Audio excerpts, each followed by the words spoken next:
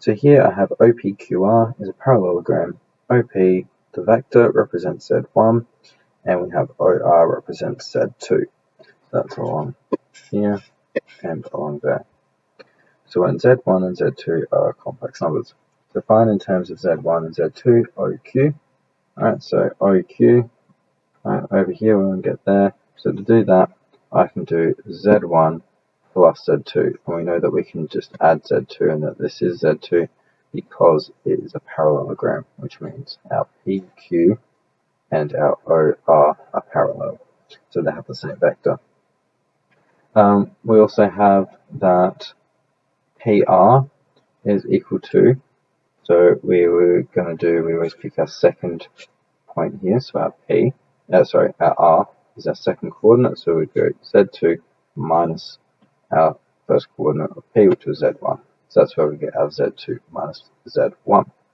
Now our RP is, if we were to go through that, it's much the same way. I'm going to go, well, that's Z1 minus my Z2. So it's just the opposite direction to my PR.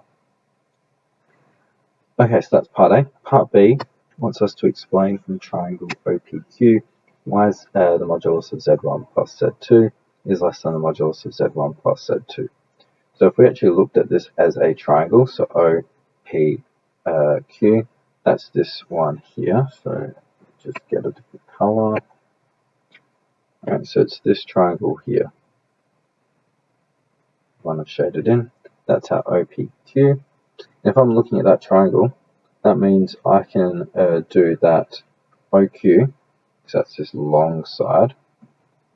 Right, so the long side here is going to be smaller than my two other sides added together individually. So that's what we've got down in this corner here. So OQ is less than or equal to OP plus PQ. And we know what our OP is. OP was just Z1, and PQ up along there is just our Z2. So when we sub both of those two things in, so this is just Z1 and that's just Z2, and our OQ we found before was Z1 plus Z2. So then our triangle inequality just falls out quite nicely. In the case of equality, what we'd need is for our OP, so this long side, I'm going to do a different color to make it a little bit easier to see now. So our OP needs to be parallel in the same direction as our PQ. And we have a little bit of a diagram here to just show you exactly what we mean. Because if they're going to be equal, if OP plus PQ, the lengths of those two sides are going to be equal to OQ, that means we need OP and PQ to be parallel to each other and in the same direction, because if they were going in opposite directions, it wouldn't work. Okay. Part C. Explain from triangle OPR.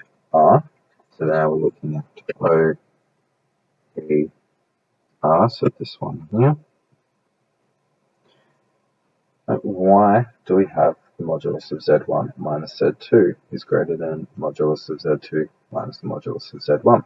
Alright, and in much the same way as last time, we can set up the OR, so that's this whole side over here. So this side there has to be less than me adding in my two other sides, and the length of my two other sides. And we know that our OR is Z2, our OP is Z1, and my RP, that's what we found earlier, is Z1 minus Z2. From there, it's just a matter of rearranging this, so I am just going to minus my modulus of Z1 from both sides, and I end up with this expression here, and I can rewrite that so that this is on my left-hand side.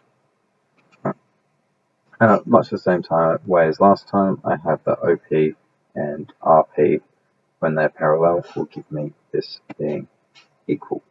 And the case of equality, so parallel in the same direction again.